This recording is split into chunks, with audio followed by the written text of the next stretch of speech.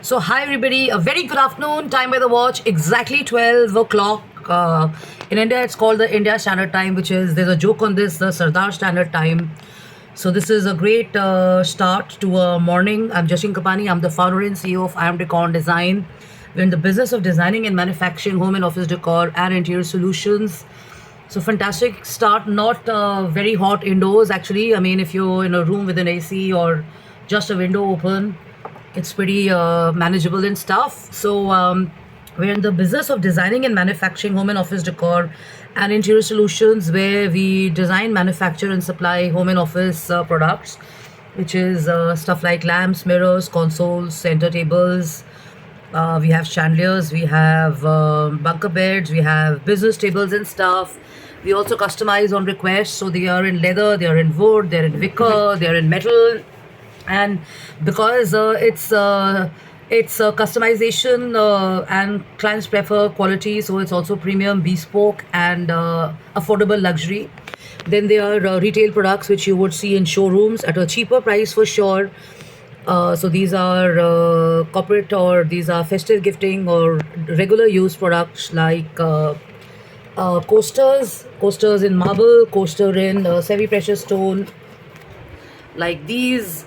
There are sorted products in this also. There are picture frames, there's cutlery, there are trays, and there are vases, and there are tables, and also we worked on this one concept of a center table on this also, and furniture as well. So all of this can be done. Chandeliers are also possible. Then for people who love to have high-end parties, or they love to have I would say you have stuff, Japanese, probably sushi, or maybe salads, or maybe English stuff in stuff like donuts and bread and biscuits and stuff. We have some products to cater to those as well. And then what else? Yeah, so more or less it's home and office decor, interior solutions and stuff. So so yesterday was a great evening, so I was at a book launch, and this was the author's deck, and we had unknown and known authors and women achievers who were sharing on the books that they've written.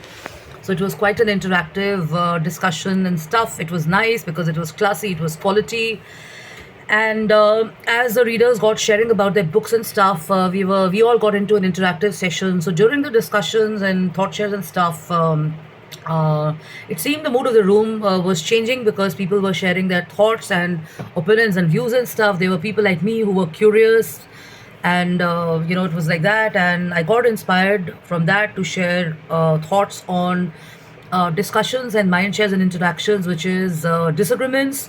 So there's so many times we have disagreements. I would not call it arguments. I would not call it flared stuff, or I would not call it as toxic stuff and all that. But I'm talking about disagreement. So learn to disagree is what they say. You don't have to agree. If you're a yes person, you're consistently saying yes and stuff. So where is your own acumen or brain to that, or your intellect, or thought share on that and stuff? So this is this extremely interesting read, which is on organizing your personal and professional life. I love it. I swear by it. I am so I mean, I relate with it in a big way, because it's kind of also helped me to look at some stuff which was lingering on in my life, and I could transform it. And there's certain good habits that I've had. I continue doing those, and I plan to, and I promise to have those happening. And then there is this thing about disagreements, because when you are in a debate, or when you're in a event, or when you're in a thought share stuff and all that, people don't have to disagree with you, or they don't have to agree with you and stuff. So it's extremely relaxing, and it's comforting when you have people who have the same thought shares as yours. They believe you and stuff. So your confidence goes really high. But the moment somebody criticizes you, does not appreciate you, or does not agree with you, you suddenly start going on a different channel, and you start doubting your own capabilities and stuff. So it happens to so many people. I see that they are confident in what they are talking, but then the moment somebody counter questions them, or has a different point of view, they get a little threatened by that. I've seen certain media people have that. I see certain personalities feel that way and stuff. But what is a healthy and a balanced discussion all about? It is about being neutral. It is about presenting your views in a cordial fashion and stuff. They are flaring tempers at times, there are disagreements at times, and this is what the author also, in a way, shares that we have to disagree. And it's not like you're going to be analyzing a situation, it's not like you're going to be kind of looking at people who are under delivering or over delivering, but there is a common factor which is group thinking, and group thinking helps big time. When you're in a group, you kind of have evaluations, and you're discussing and debating, and you have solutions coming in, you have complex challenges before you and stuff, you have different perspectives shown to you and stuff, and it's not the regular what you've been following or what you've been grown on what you are kind of used to and stuff in your own circle of friends and family, or let's say friends or whatever. So he says that even with diverse teams, research shows that people tend to focus on what everyone knows in common. For example, if there is a client preference, a prior project, or a typical way the company operates, they want to operate the same way. And when somebody comes with a different energy or a different thought process and stuff, people kind of have a issue with that because they're not used to the distinct knowledge, or they're not used to the different way of looking at stuff and all that, and they are kind of I would not okay, so insecure is a word. They're threatened, they're underconfident, they feel challenged and stuff. So as a result of that, they kind of resort to different kind of mind games or activities or tempers or scheming, or they get together in groups and stuff and do that. So maybe this is a reality or whatever, but we've not paid attention to this during our work tenures and stuff. But I see this happening many a times in some places and stuff. And the author is also saying that if you're kind of in a boardroom, what should you do? So I think ideally, in a boardroom or a well-defined discussion or a thought share, what happens is that you've got to give everybody an opportunity to talk. And some people may be really excited to share, some people are not excited to share. So looking at evaluating at the people are feeling, you kind of have to rearrange the question and the dynamics of the room and stuff. So she says after you have a respectful share of common factors and proposing ideas and dismissing of ideas and stuff, some people do not like it because they don't want to be criticized, they are not enjoying the negative comments, or they're not liking the negative feedback given to them because they're so used to appreciation and stuff. And similarly, people who are used to criticizing others will continue doing it because it's a habit, it's become like a it's the way they function and stuff. So we see that everywhere. And Scott, the author, is suggesting that instead of having a brain storming, we actually need to look at something which is brain wiring. So in my terms of communication and PR, or you would say psychology, or a thought share person, is that you basically have to kind of brain evaluate the situation differently. You have to kind of generate new ideas and new solutions and stuff. So how do you do that?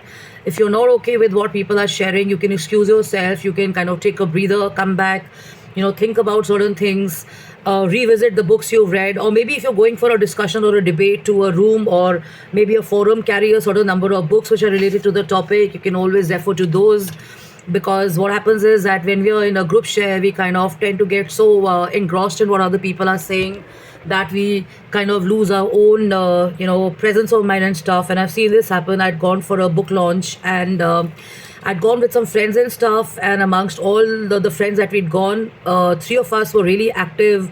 We wanted to click pictures, we wanted to share, we wanted to ask questions and stuff. And one of the persons got so absorbed in the intense discussion that he actually forgot that he'd gone with us, and rest his jazz. And three of us walked out, and he stayed back, and he called up and he apologized. So it happens that sometimes you have really engaging intense discussions and debates and stuff like that.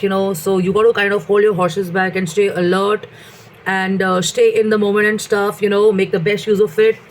And then what I like the best is that if you are not being acknowledged, and if your thoughts are not being taken in the right fashion, do not get disheartened, and do not succumb to disrespectful behaviors and stuff like that, because it's not a very good sign. It's not a very good, it's not a very healthy kind of a way of functioning and stuff. The room is already messy. The room already has a lot of arguments or discussions and debates and thoughts, and then you add more to that. So obviously, it's not going to change anything. The whole purpose of the discussion, or the whole purpose of the room, and the whole the whole vibe of the room changes. So you have to stick to respectful behaviors, and you have to make sure that you're kind of generating the outcome is actually generating a rich return of ideas and thoughts for which you've met up. So learning, knowledge, improvising always helps, so that's why I recommend big time read, participate, get new perspectives and stuff. And people are used to reacting, or people are used to kind of being in certain manners, so you don't have to put up with all of that. Maybe people are used to also considering only a certain behaviors and attitudes of yours, because that's what they want to focus on. And I've shared this before. Maybe you've transformed, maybe you've evolved, maybe you've changed, maybe you're in a better circle of friends and environment and stuff. So you are standing up and you're putting your foot down, and you're not putting up with bad behaviors and stuff. So you get threatened, you get abused, people throw muck at you, people abuse you, and whatever. It can be frustrating. It can be, there's a flux of emotions that happens there, but then you have to understand that the root cause is not you. The root cause is the other person. And I also very strongly recommend many a times joy and in positive thinking, to have mindfulness and meditation and prayers, because what happens with all of that is that you can see the situation, you can see the patterns, you can see the behaviors, you can see things better, and you're able to find better solutions, because a calmer mind or a mindful mind is able to think through and offer more solutions. So I see many a times you ask people, they have no solutions, but people who are meditating, people who are praying, people who are chanting, people who are spending time on their own, they have a better, response, or a better solution finding approach. So if you want to do that to yourself, try and avoid, kind of muddling over the fact that people are mostly disagreeing with you and criticizing you.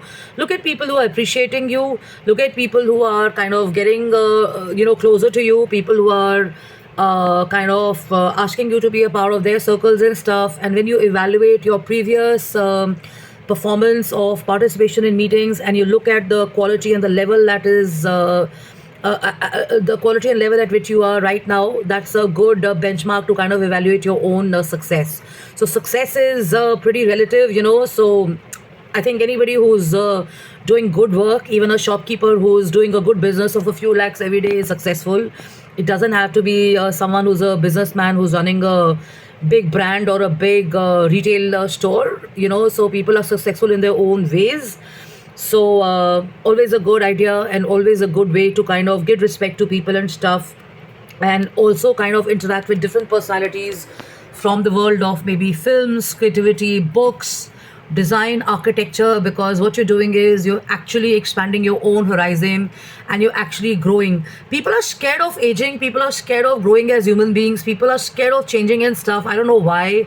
So why feel that way? Because that's the way it is. You're not what you were at 24, you're not what you are at 42, you're not going to be this at 84. So why even let the whole thought about age or anything, as a matter of fact, intrude in your growth and evolving as a person? यार, जो आप 20 साल की उम्र में नहीं कर सकते थे, अब आप 40 साल में या 30 साल में या 60 साल में या 80 साल में कर सकते हैं.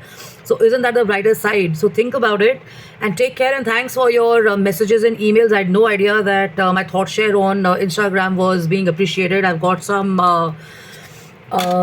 personal messages and stuff, and some likes, so thanks. And great to meet everybody, and thanks for putting up with me, because I've also been off the scene and stuff, and it's really nice for many of you to kind of believe in the fact that yes, there are people like me who can also have down days of not feeling that great at work, or not feeling that great health wise and stuff. So thanks for understanding that, and thanks for not being so very demanding around my time and stuff, and thanks so much, and take care. And you can write to me on jastinkapani.im@gmail.com or jkapani@gmail.com, and take care of yourself and stay hydrated.